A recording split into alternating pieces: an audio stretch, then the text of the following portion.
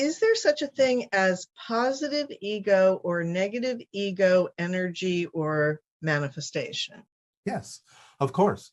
Again, the negative ego is the result of putting too much on the shoulders of the idea of the physical mind, when it's not designed to actually control anything, but only designed in the positive ego sense, the neutral ego sense, of allowing you the opportunity to have a physical experience.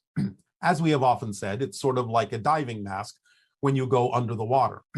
The ego is simply structured to allow you to have clarity in the physical reality experience.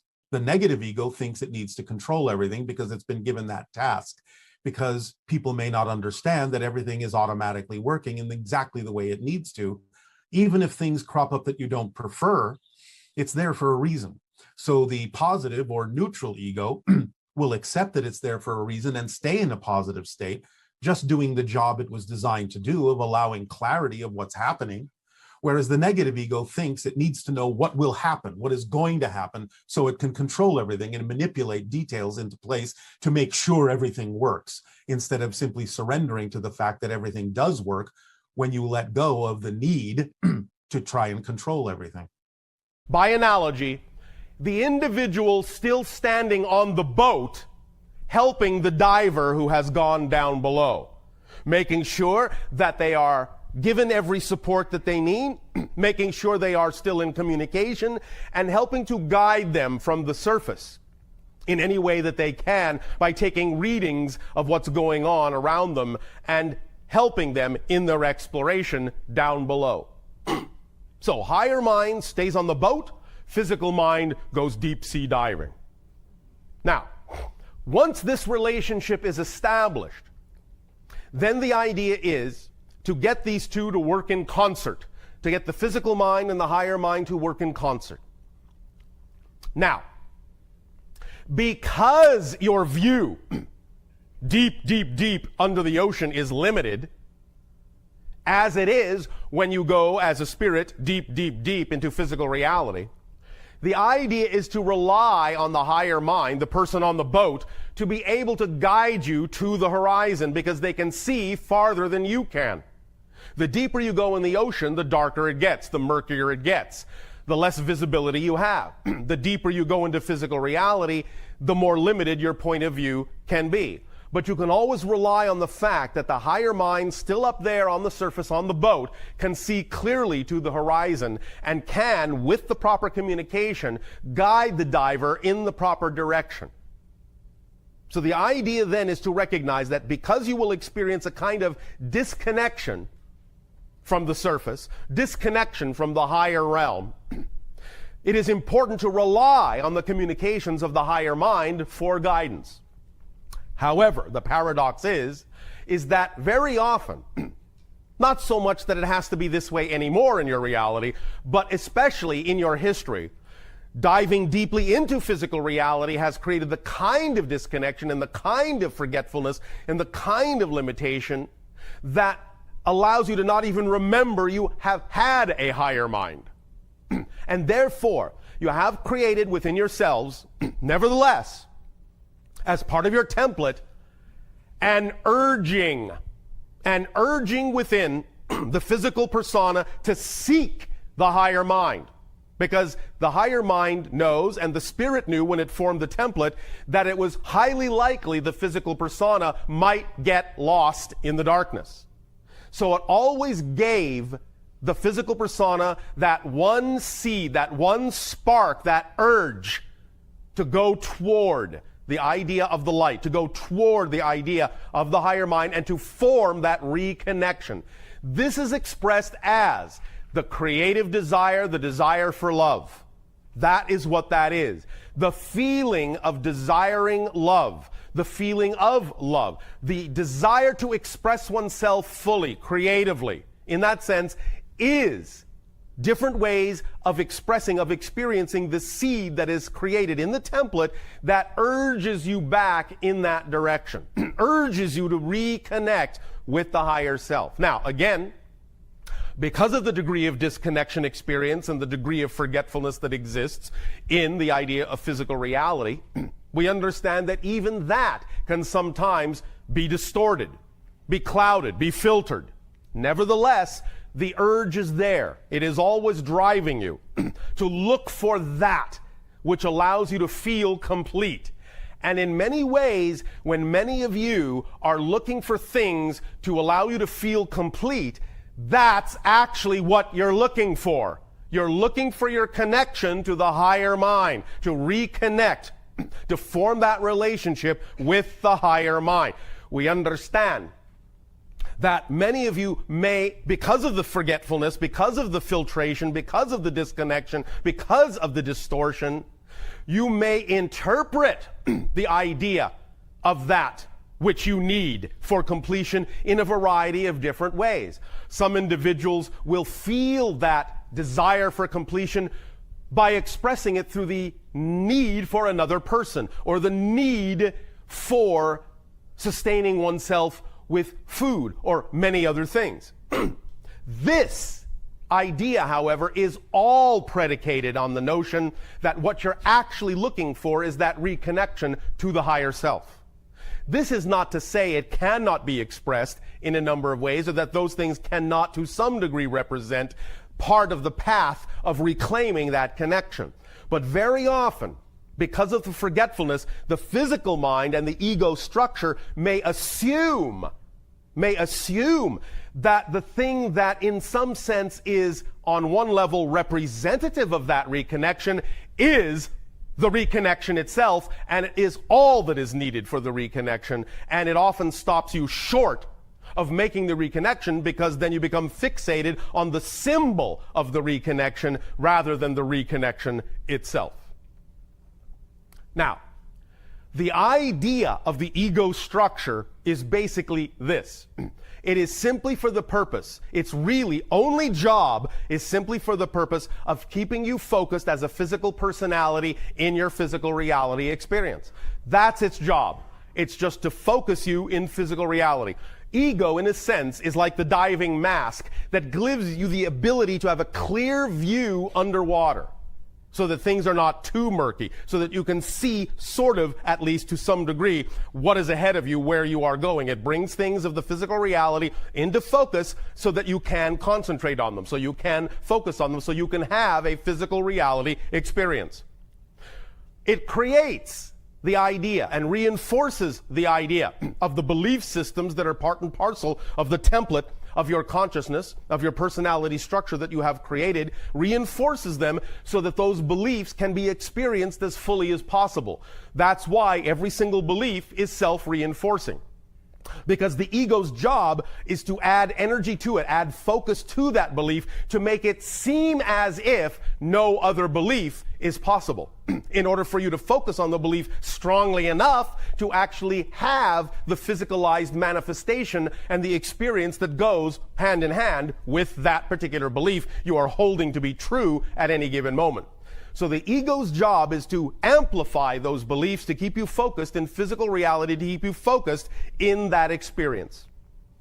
But when there is a degree of forgetting that exists to the extent that it has in your reality, very often, because of that sense of disconnection, because of that experience of disconnection, not that you're ever really disconnected, because you cannot be, but you can create the experience of disconnection to such a degree that the physical personality structure, the ego structure, can forget that it's not actually the one in charge, can forget that it has a helpmate in the template reality called the higher mind, can forget that it is not doing this alone. And in suddenly finding itself in the experience of being alone, it starts to build up the idea of fear. It starts to reinforce belief systems in a way that perpetuates its existence beyond the necessary level that it is actually required to generate for its continued existence. It starts to think that if it is all there is, then it's in charge of everything. The burden and the weight of the world is on its shoulders. The responsibility for everything that happens in your physical reality is up to the ego structure, and it starts to take on that job when it is not built for that job. It starts to burden itself, stress itself, And in that way, it starts to break down. It starts to do wildly incongruous, wildly irrational things to strengthen itself, and strengthen itself under the feeling that it is crumbling under the weight. And by constantly reinforcing and strengthening itself in a way it was not designed to do, it can become extremely dense, extremely crystallized, and very difficult then to allow to expand back out into its more relaxed state, its more relaxed focus. And when it gets that concentrated, the amount of energy the ego puts into belief systems that are generally fear-based are going to be almost overwhelming. Because it is taking on this burden from a perspective of fear, most of its energy, most of its reinforcement is going to be fear-based. It's going to choose those things that are based on survival mode. It's going to reinforce itself with the idea that it must survive at all costs at this concentrated level. Otherwise, your life will end. It will be annihilated. The personality will dissolve. So the ego structure does everything it can to take on this tremendous burden. Let's all give the poor little ego a break before the ego breaks down.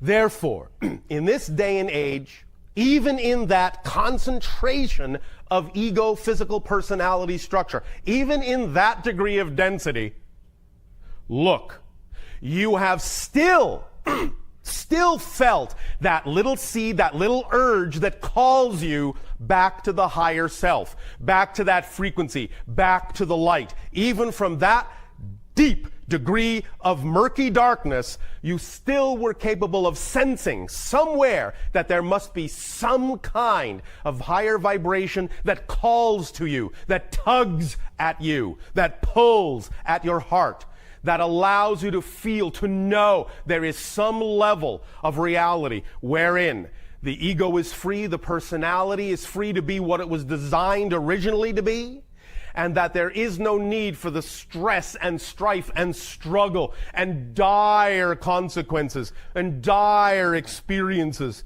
that the ego has for thousands of years on your planet sought to perpetuate in generation after generation after generation, constantly be reinforced and reinforced from generation to generation to generation.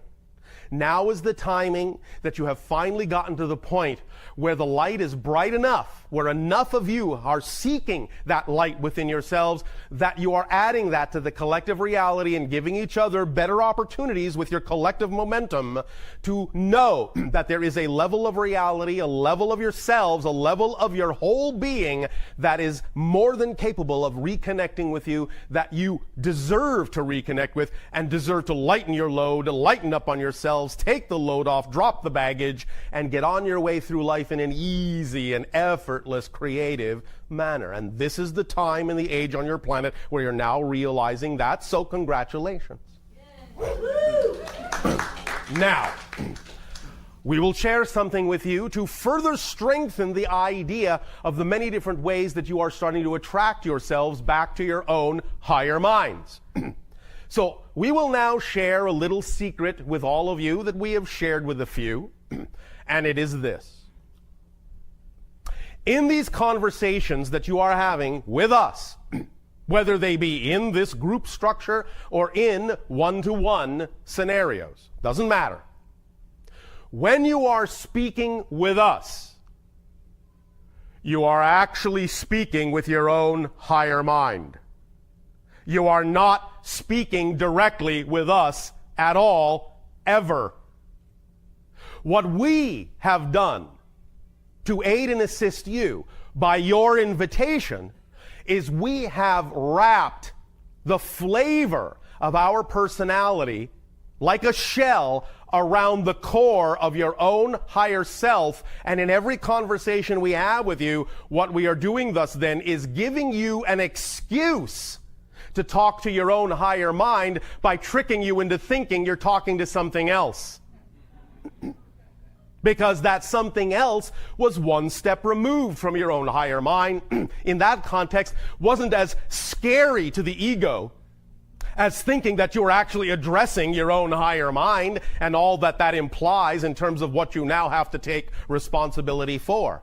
Therefore, the idea is that if you could find some vibration, some representation of a being that at least would represent that level, but was still one step removed, then it wouldn't be quite as scary and you could deal with it at your own pace in a comfortable way. Well, the idea here is that yes, while obviously we are involved, the actual communication you are having with us is actually the communication with your own higher minds, but wrapped in our vibrational flavor in order to allow you to use us as a permission slip to give yourselves permission to actually communicate with your own higher minds in a relaxed way and get your assumptions and your beliefs and your definitions and your ego structure out of the way so that you will allow yourself that communication. So congratulations on being so clever as to invite us to help you to trick yourselves into speaking to your higher minds.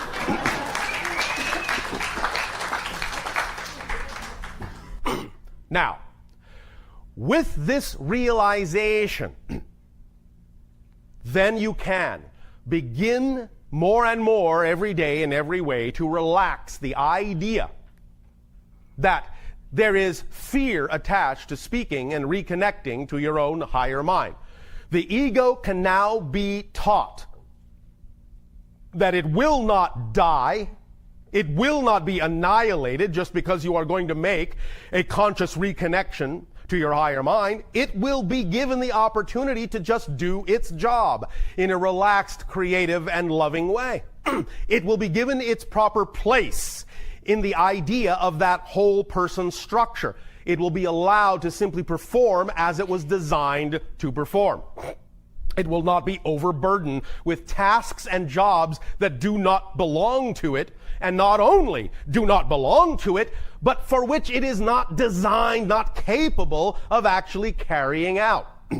As we have said previously in other transmissions, physical personality is not designed, is not capable, literally not designed to know how something is going to happen. It's not designed to read the giant template where the higher mind resides. It is only designed to know how something is happening or has happened in physical reality. So the idea is that when the ego forgot that it was connected to the higher mind, it thought it needed to take on the duty, the job description of the higher mind of trying to figure out how everything is going to happen. Well, this is my dream. This is my desire. Now, how am I going to make that happen? I don't know, but I'm going to try. I'm going to struggle. I'm going to pull a little at this. I'm going to grab at straws. I'm going to reach out, flail around until I can figure out how to make this work, how to force it to work, how to push everything together in the way that I want it to be.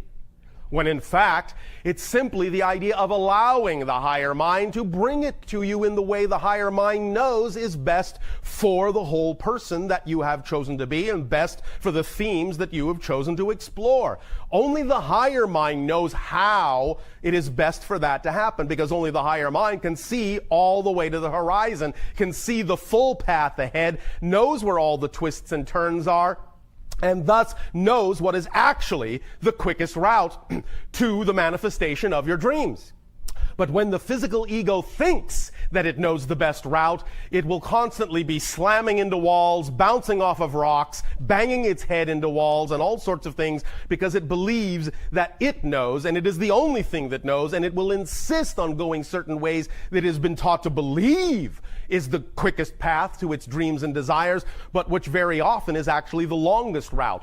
So instead of going around these things, around the things that it defines as obstacles, it will stand in front of them and constantly bash itself against these obstacles instead of listening to the higher mind that tells it that even though it may seem to take a little longer to go around, it's actually the quickest route, because by going around you will go that much more quickly than the time it will take for you to stand there and smash your head against the wall until you finally figure out you're not going to go through it. So the idea, again, is to recognize that physical mind does not have the capacity to know how something's going to happen. Let that be the job of the higher mind. Just allow the physical mind to enjoy what it is brought, to see how it happened, to marvel at the synchronicity of how the higher mind was capable of organizing events so that it would serve the idea of the theme you chose to explore in the most loving, creative, beneficial, joyful way possible, most playful way possible. You must learn that the physical mind and the higher mind need to work together in order to be the whole person. Because if, in that sense, you are only using your physical personality, your physical mind, in an attempt to figure out how everything is supposed to work, you are literally walking through life half-witted. You're only using half of your full mind. So the idea is to understand that you really don't have a whole mind until you form a reconnection and a relationship and a communication style with the higher mind that allows you free-flowing trust, free-flowing communication in that relationship of functioning like a whole being. Now, imagination has been given as part of the personality structure to allow it to understand that it always has access to the higher mind. Imagination is the conduit, the pipeline to the higher mind and from the higher mind. But again, when the ego structure becomes so crystallized, so densified that it thinks it's the one in charge and has to figure every single little thing out, it will not trust the imagination. It will shut the door to the imagination because it seems unreal, superfluous, having nothing to do with what the ego has determined are the necessary things it must do to get where the person wants to go. So it will close and constrict that pipeline, and it will not trust the imagination because it seems like the imagination is irrelevant, has nothing at all to do with what the ego has determined are the necessary steps. But what it has done by doing that is it has constricted the flow of communication coming from the higher mind that is actually the kind of information the physical personality needs in order to actually relax itself and move on through life in an effortless way. The idea, again, is to understand that once you form a relationship with the higher mind, once you form a balanced relationship with it, imagination is the conduit through which inspiration will come and in which you will allow the physical personality to know that it is in constant communication with the person up on the boat and that it will never be guided into a crevasse. It will never be guided into the mouth of a shark. It will always be guided straight toward the horizon that represents the dream and the theme that the personality chose to explore, and all the transitions can happen quite magically when those lines of communication are open. You do not need to insist. The physical mind and the ego does not need to insist that the picture it conjures up as a representation of the ideal scenario must be the exact way that it must manifest, otherwise something has failed, something has gone wrong. It is just used as a template to pass on to the higher mind the basic idea that represents, pay attention, the proper vibrational state of being that the physical being needs to experience in life in order to perpetuate its joy. The higher mind will take that template, take that representation, because after all, it exists in a template reality. It understands template language very well. That's its native tongue. Template symbols are its native tongue. It understands symbols very well. It will take that symbol and recognize that that symbol simply represents the proper state of being, the proper energy that needs to be created. And so the higher mind will then take that symbol and it will reach out to all the things it understands are available, all of the how can this happen sort of thing, and it will match those things to the proper template frequency and then bring that into the reality, the opportunities for the physical mind to act upon. But when the physical mind hesitates to act on the synchronicities that are brought to it because the ego says, I don't recognize that as the template I set up, and doesn't trust that the higher mind could have actually brought it the opportunity it wants in a different form other than what the ego determined it should be, it will refuse to act on those things. It will refuse to recognize those as opportunities. Those opportunities coming from the higher mind will even be invisible to the physical mind. It just simply won't even know they are even there to be acted upon. And therefore it will miss those doorways and will never walk through them and will never see the manifestation of its desires because it has been too insistent on the how and not allowed the higher mind to actually show the physical mind the true how, because the higher mind can actually imagine ways far beyond the physical mind's imagining of how such a thing could occur. So, all well and good to set up the parameter of a visualization for the physical mind, but don't insist it must manifest that way, because the higher mind might be capable of bringing it to you far greater than you ever imagined. Let it. Let it. Let it. At least, that's our suggestion. It's up to you. So, that's the first step in forming the relationship, in reconnecting, in remembering who you are as a whole person. That's the first step, is just taking a moment of quiet, of pause, of stepping back into a neutral place and letting it be all right to not know what the answer is. As soon as you allow yourself to be all right in that balance point, you can allow the natural senses you were created with to begin to fill that stillness, to fill that little void of quietness, and they will begin to be heard. But you have to be quiet to hear them at first, because they have been suppressed for so long in your society that at first it will only seem like a whisper, but you'll recognize it. In the quiet, if you truly allow the quiet to happen, there will be no other sound, and thus you'll be able to recognize the quality of those little whispered voices for what they are. And as soon as you really start paying attention to what they are, you can start to guide yourself with them in the direction of your preference. And as you do that, bit by bit, and this may take some practice, it's all right, bit by bit, you will start to gain more discernment as to exactly what vibration is representative of what, and you will start to pacify the ego into understanding that it's not going to die, it's not going to be annihilated, that in fact this is what it really wants, because it is tired of laboring under such stressful circumstances, it is tired of bearing the weight, and you're going to take the load off and you're going to bring it along. It's not going to go anywhere. It is your friend. You love it. It is serving you. It is designed for a purpose of focusing you in the physical reality experience you wanted to have, in the theme you wanted to explore, and you cannot live without it. Literally, you cannot live without it.